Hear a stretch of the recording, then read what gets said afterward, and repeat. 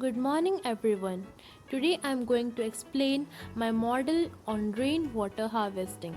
It is the method of collecting and storing rainwater for future use. Water is very important for our life, but due to increasing demand, water shortage is becoming a serious problem. So, rainwater harvesting helps us to save water and use it wisely. In this diagram, we can see a house with a rooftop. When rain falls, water gets collected on the roof.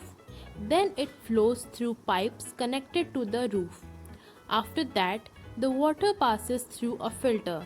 The filter removes dust and impurities. Clean water is stored in a storage tank. This water can be used for washing, gardening, and cleaning. Some water also goes into the ground through a recharge pit. This helps to increase the groundwater level. So the process is simple: rainwater, then pipes, then filter, then storage, and then underground recharge. This way, we can save and reuse water easily.